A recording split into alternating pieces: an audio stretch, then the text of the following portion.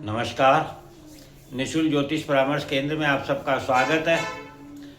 वृश्चिक लग्न वालों को अप्रैल मई 2026 में कैसा प्रभाव प्राप्त होने जा रहा है और उसको कैसे सदुपयोगी बनाया जा सकता है, उस उपाय के बारे में आज हम समझने का प्रयत्न करते हैं।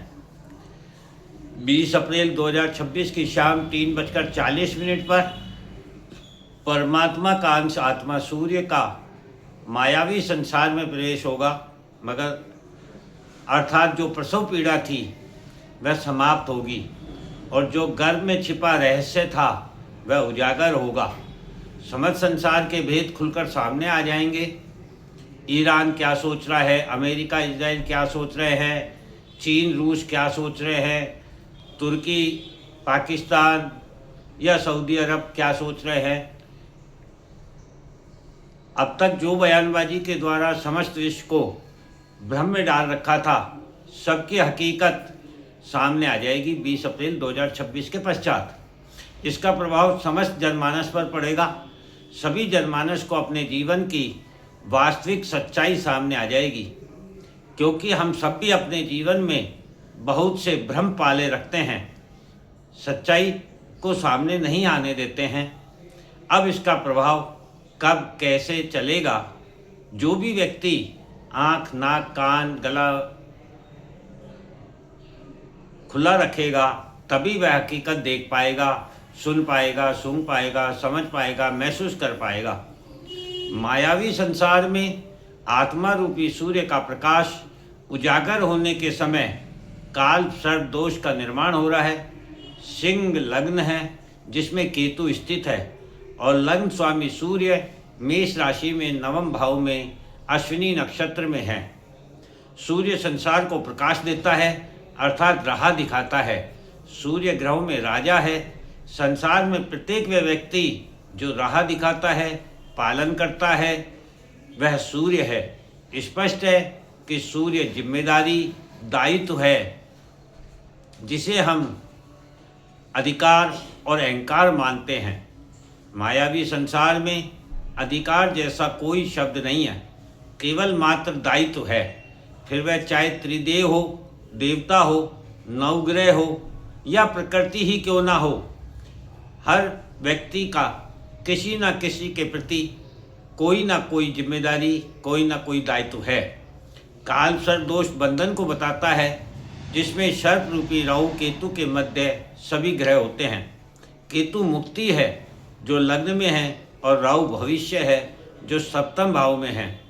लग्न व्यक्तित्व को दिखाता है, अर्थात व्यक्तित्व, अधिकार, अहंकार, स्वार्थ से मुक्ति। सप्तम भाव सांसारिक जीवन को दिखाता है, जिससे हम प्रभावित होते हैं या जिसे हम प्रभावित करते हैं। वहाँ राहु है जो भ्रम है, धोखा है, कल्पना है, अर्थात संसार भ्रम और एक धोखा है। सूर्य नवम भाव धर्म भाव में है, अर्थात धर्म भाव से जीवन के सभी भावों को प्रकाशित करेगा। किंतु भविष्य तो नवमांश बताता है कि धर्म गुरु सूर्य नारायण को भविष्य में कैसे प्रयोग करना है। नवमांश में लग्न वृश्चिक राशि में शनि मंगल बुध है और सप्तम भाव में वृष राशि में सूर्य है, अर्थात व्यक्तित्व में शनि मंगल का संघर्ष है और उस पर आत्मा सूर्य का प्रकाश है जो धर्म का प्रकाश दे रहा है। शनि कर्माधिकारी एवं मंगल शरीर को बताता है। वृश्चिक लग्न वाले जातक जन्म से ही शांत, स्थिर, अकेले, चुप चुप रहने वाले, रहस्यमयी स्वभाव के होते हैं। सबको स्वयं तो जानना चाहते हैं, लेकिन स्वयं को प्रकट नहीं होने देते हैं। किसी विशेष खोज में लगे रहते हैं, खोजी स्वभाव के होते हैं। छिपे रहस्यों को जानने की जिज्ञासा होती है, परत दर परत खोलते रहते हैं। सूर्य प्रभाव को यदि हम जानें तो अप्रैल मई में कार्य क्षेत्र में समस्या आएगी, झगड़ा विवाद हो सकता है, कार्य परिवर्तन, स्थान परिवर्तन, अधिक जिम्मेदारी का मिलना या किए गए कार्य का रेस्पॉन्स नहीं मिलना। संतान, प्रेम, प्यार से टकराव होगा, पेट की समस्या बढ़ेगी, संतान के साथ दुर्घटना हो सकती है। ज्योतिष, धर्मशास्त्र, वास्तु में रुचि होना, वक्ता प्रवक्ता प्रवचन में सफलता प्राप्त होना, सुख सुविधा भोग विलासिता की इच्छा धन समय एवं रिश्तों की हानि करेगा। यदि वृश्चिक लग्न वाले अप्रैल मई में सुख सुविधा और भोग विलासिता की इच्छा रखेंगे तो इनके धन, इनके समय और रिश्तों की हानि होगी। कर्म यदि परार्थ भाव से जनहित में करें, संसार की वास्तविकता को समझें, दुनिया में वही सम्मान्य एवं अमर है जो देना जानता है।